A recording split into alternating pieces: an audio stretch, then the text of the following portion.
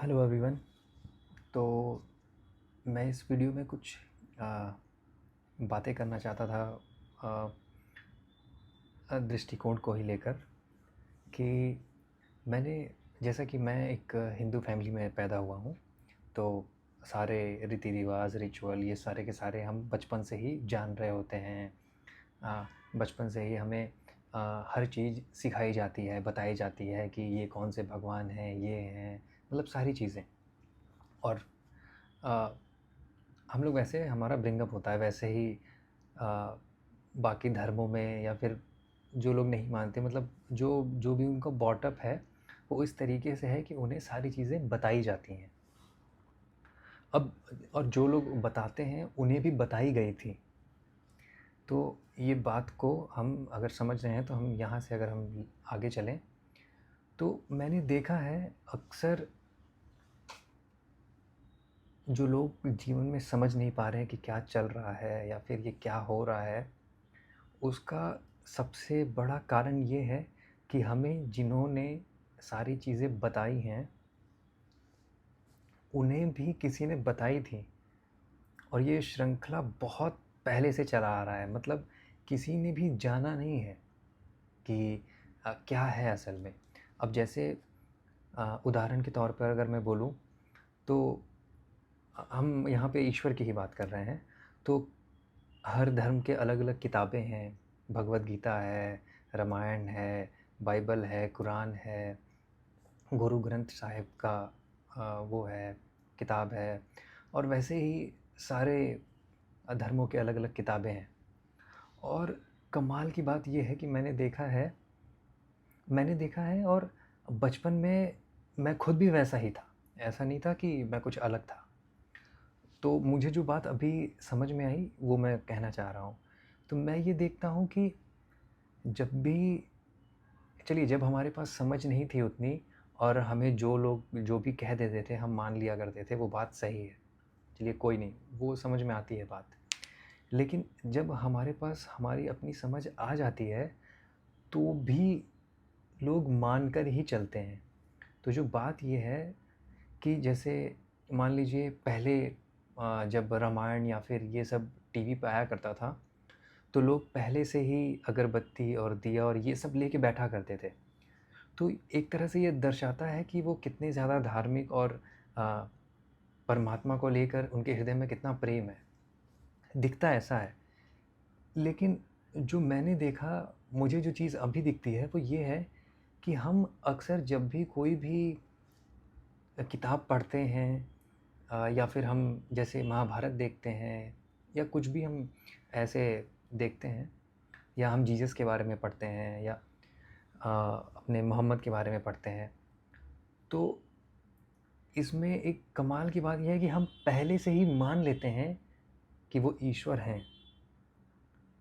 तो जब हम पहले से ही मान लेते हैं कि वो ईश्वर हैं, तो फिर वो जो भी कहेंगे वो तो एकदम स्पष्ट होगा, वो एकदम सच होगा हमारे लिए, और वो जो भी बोलेंगे हम वो करेंगे। और यहीं पे दिक्कत हो जाती है, क्योंकि हम अगर पहले से ही मान कर चलें तो हम असल में कुछ समझ ही नहीं पाएंगे। हम समझेंगे ही कहाँ से?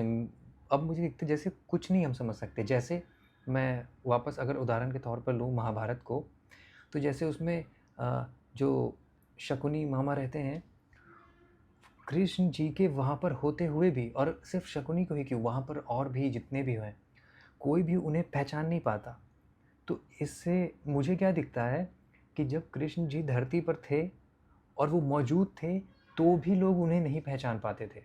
जो भाई जो जो जिसके अंदर जिसकी क्षमता होती है, जो जिसके अंदर होता है वही बाहर दिखता है। तो अगर शकुनी उनको धूर्त कपटी बोलता था तो क्योंकि वो खुद ही था। तो अगर तो बात ये, लेकिन हम जब देखते हैं तो कृष्ण जी तो मानव के रूप में अभी उपस्थित भी नहीं है, लेकिन हम उनको देख रहे हैं पहले से ही मान कर कि वो ईश्वर हैं। और गलती यहाँ पर हो जाती है, बल्कि हमें सारी जो किताबें हैं ये सब चीज़ों को with with all due respect, पूरे आदर के साथ हमें ये सारी चीज़ें एक किताब की तरह एक नॉर्मल कि ये किसी व्यक्ति के विचार हैं, इस तरीके से हमें पढ़ने चाहिए। और हमें कोई भी ये धारावी जो भी आता है, रामायण हो गया, महाभारत हो गया, देवों के देव महादेव हो गए, इन सबको हमें इस तरीके से देख पहले से ही हमें ये नहीं मान लेना चाहिए कि वो भगवान हैं, या ये भी नहीं मान लेना चाहिए कि वो भगवान नहीं हैं। हमें एकदम न्यूट्रल पोजीशन पे होकर हमें देखना चाहिए। क्यों? ताकि जब हम न्यूट्रल पोजीशन पे होकर जब हम उनको एक व्यक्तिगत रूप पर जब हम उनको देखेंगे, तो जाके हमें समझ में असल में आएगा कि आज के समाज में क्या हो रहा है और वो क्या हमें बताना चाह रहे हैं। और तब हम जाके असल में हम समझ समझ पाएँगे कि सामने वाला बंदा क्या कहना चाह रहा है। और कमाल की बात ये है कि इन सारे जो व्यक्ति हुए हैं, बुद्ध पुरुष हुए हैं, इनके भी व्यक्तित्व अलग-अलग हुए हैं। अ, सिवाय कृष्ण जी को छोड़ कर के, क्योंकि वो क्षण-क्षण जीते हैं, तो उनका कोई एक व्यक्तित्व ही नहीं है। तो अगर उन लोगों को हमें जानना है, हमें समझना है, हमें उनका ही साक्षात्कार करना है, तो हमें उन्हें पहले सवाल उठाना पड़ेगा। एकदम उसी तरीके से जैसे कृष्ण जी सामने हैं और अर्जुन उनसे सवाल उठा रहा है। जब वो सामने होके सवाल उठा रहा है, तो हम सवाल क्यों नहीं उठाते? हमें भी सवाल उठाना चाहिए, और सवाल किसी और से नहीं, अपने ही भीतर से जब हम उनको सुनते हैं। हम इतने भाग्यशाली हैं कि आज के वक़्त में कितने बुद्ध पुरुष हैं, जिनके किताबें हैं, जिनके विचार हम पढ़ सकते हैं। कुछ लोगों को हम देख सकते हैं। अपने ओशो हैं, ओशो मेरे प्रिय हैं। वैसे मेरे सारे प्रिय हैं, जीसस, मोहम्मद, कृष्ण, राम जी, सारे। लेकिन बात ये है कि हमें बंधना भी नहीं है, और साथ में हमें उनके द्वारा खुद को ही समझना है। तो उसके लिए हमें सवाल उठाना चाहिए। और क्योंकि जब तक हम सवाल उठाएंगे नहीं, हमें समझ में नहीं आएगा। हम ऐसे ही मानते रहेंगे और अंधविश्वास में जीते रहेंगे, लकीर के फ़कीर बन बन जाएंगे पूरे ज़िंदगी। हम सच को कभी भी जान नहीं पाएंगे, अगर हम पहले से ही मान कर बैठे रहेंगे तो हमें उन्हें पहले एक आम इंसान की तरह मानना होगा, और फिर हमें उन्हें सुनना होगा। और अगर उनकी बातें सीधी हमारे अंतर आत्मा में बिना किसी रुकावट के, हमारी अंतर आत्मा अगर उनकी बातों को आलिंगन कर पाती है, हम उन बातों को समझ पाते हैं, तो फिर हमारे अंदर से उनके लिए प्रेम अपने आप आएगा। और उनके लिए ही नहीं, सबके लिए, अपने लिए, मतलब प्रेम आएगा हमारे अंदर, तब ही आएगा। हम पहले से मान के रखेंगे, तब तो हमारे साथ विश्वासघात होगा। और असल में वो विश्वासघात भगवान हमारे साथ नहीं कर रहे हैं, हम ही अपने साथ कर रहे हैं। क्योंकि हमने मान कर रखा है पहले से ही। हमने कभी जानने की कोशिश ही नहीं की। हमने कभी सवाल ही नहीं उठाया कि आखिर ऐसा क्यों? पहले ऐसा होता था, आज ऐसा नहीं हो सकता। तो मेरा ये विनती है, एक तरह का रिक्वेस्ट है कि सबको पढ़ना चाहिए, सबको पढ़िए, सबको इस तरीके से पढ़िए कि आप उन्हें नहीं जानते हैं और आप जानना चाहते हैं। क्यों? क्योंकि आखिर इतने हज़ार सालों से इतने करोड़ों लोगों ने उनको पूजा है, तो आखिर कुछ तो बात होगी। हम अपना तो आखिर उन लोगों के विचारों को हमें पढ़ना चाहिए, और उन विचारों पे हमें विचार करना चाहिए, ताकि हम वो बात समझ सकें। और ओशो ने तो पता नहीं कितने सिद्ध पुरुषों पे बातें की हैं। आप उनके सेपरेट, उनके अलग-अलग किताबें हैं जिनको लेके हम पढ़ सकते हैं। कृष्ण मूर्ति हैं, उनके वीडियोज़ अवेलेबल हैं, ओशो के वीडियोज़ अवेलेबल हैं, स्वामी विवेकानंद हैं, लाओ त्से, अ, कृष्ण जी, राम जी, महादेव, कितने पुराण हैं, कितनी किताबें हैं, बाइबल है, कुरान है, इन सबको पढ़िए। लेकिन इन सबको इस तरीके से ना पढ़िए कि ये भगवद गीता है या फिर ये अ, भगवान के द्वारा लिखी हुई किताबें हैं।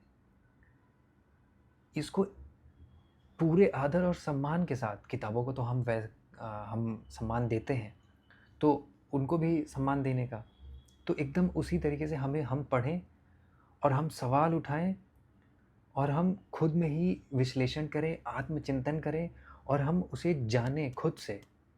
और ज़रूरी नहीं है कि उनमें जिन सवाल आना ज़रूरी है, क्योंकि जब तक हम अपने आप को इस स्थिति पे नहीं रखते हैं कि हमें ये बात समझ में नहीं आ रही, अस्तित्व हमें वो अपॉर्च्युनिटी ही नहीं देता। मतलब लाइफ, जीवन एक अपने में ही एक संभावना है, और जब तक आप अपने आप को इस स्थिति में नहीं डालते या अपने आप को इस स्थिति में नहीं समझते हैं कि आपको चीज़ें समझ में नहीं आ रही, तब तक नई संभावनाएँ आपके सामने खुलेंगी ही नहीं और आप समझ नहीं पाएँगे कुछ भी।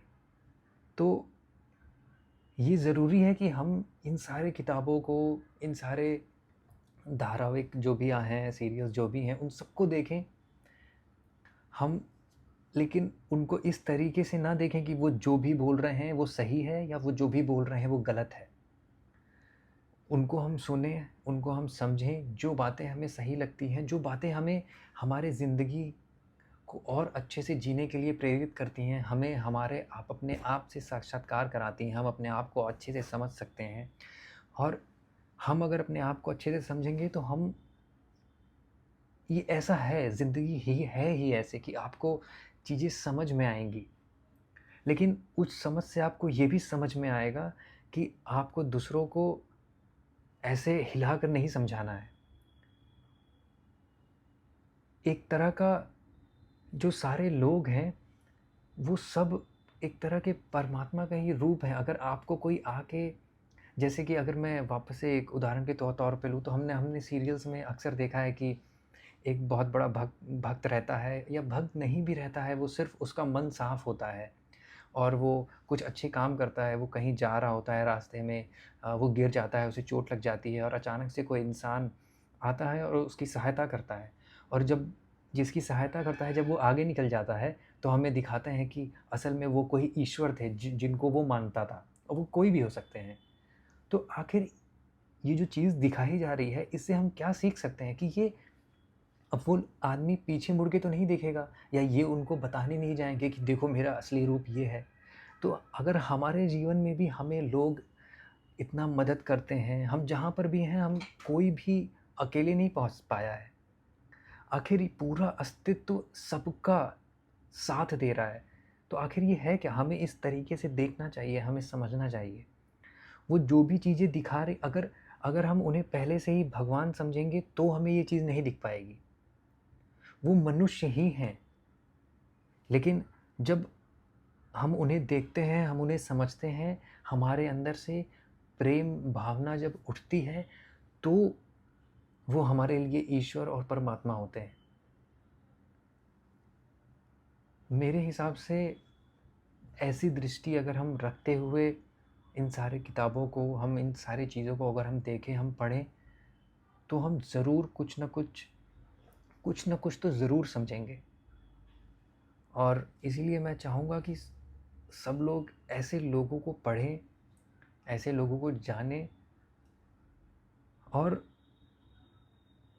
किसी क्या बोलते हैं, किसी कंक्लूजन पे बिना जाने ना आ जाएँ। पूरा देखें, कोई हड़बड़ी नहीं होनी चाहिए।